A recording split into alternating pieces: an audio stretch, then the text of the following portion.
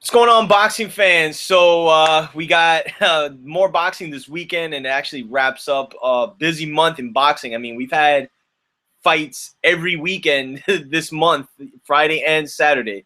So this weekend we only have fight Saturday, which is Timothy Bradley versus Jessie Vargas. Now, this fight kind of came out of nowhere, I guess. Timothy Bradley was coming off of the Diego Chavez fight. Where it was a draw, though I think the majority of boxing fans would agree that Bradley did win that fight. But he's had a string. I mean, I don't want to say bad luck as far as Manny Pacquiao is concerned. I mean, he lost that fight, but he's coming off a loss and a draw.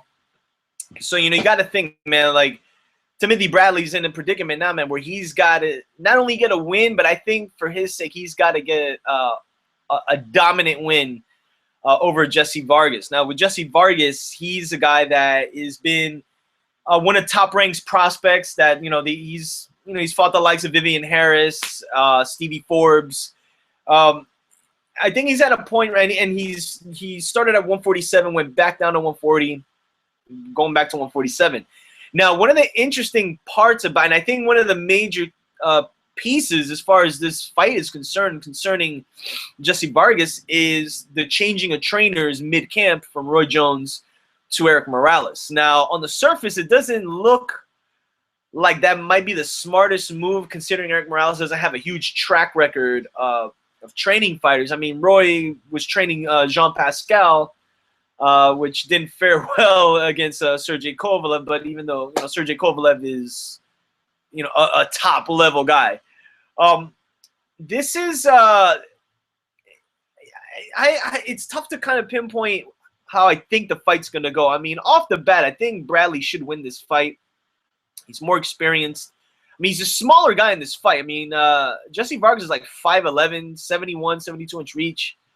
Not a big welterweight, though, which is why I think they try to go to 140, but I don't think he I mean, he can make 140, but I don't think he was having the easiest time making 140, at least from how he looked at the weigh-ins.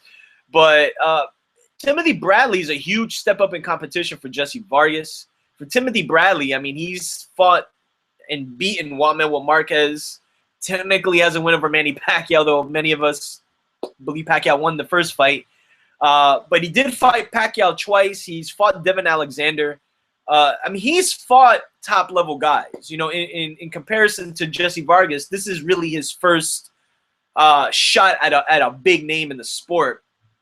The thing with Jessie Vargas, to me, man, like, I've never been really sold on him too much as far as, when you talk about prospects, and I'm in recent months, the names such as Felix Verdejo, Errol Spence, Julian Williams, who we interviewed on the GYGB Boxing podcast last week.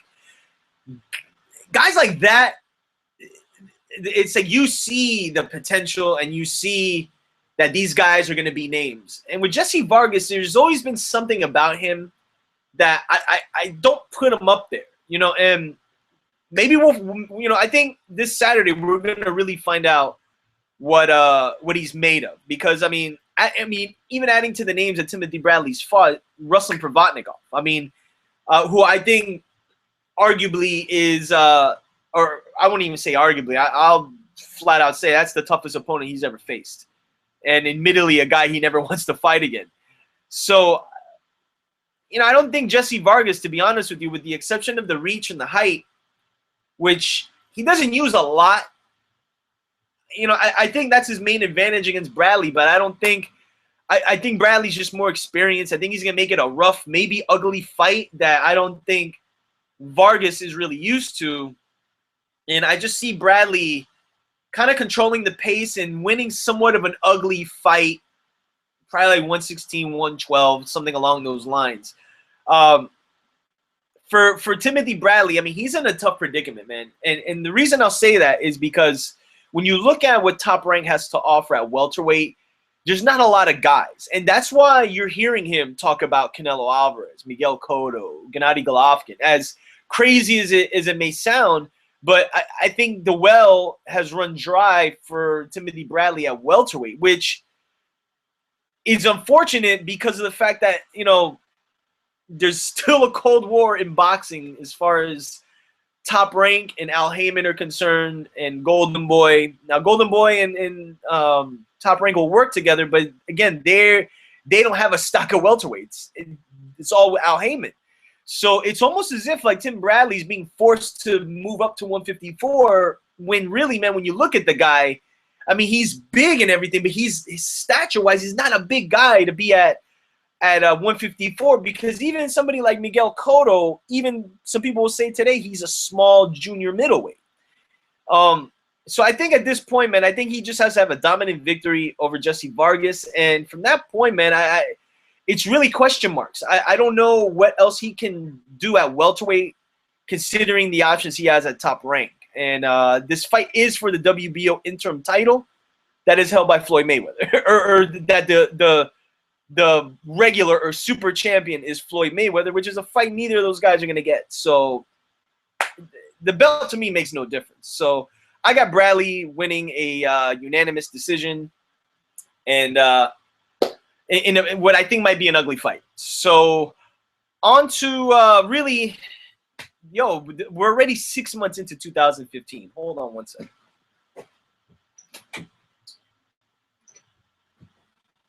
Okay, we're running live here.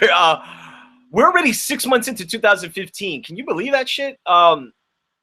Crazy, man. And if you think of all the boxing that we've gotten in the last 6 months, man, we got Mayweather Pacquiao. You know, I mean, that was obviously the main fight, but I think the major story of the first 6 months of boxing, man, has been the PBC.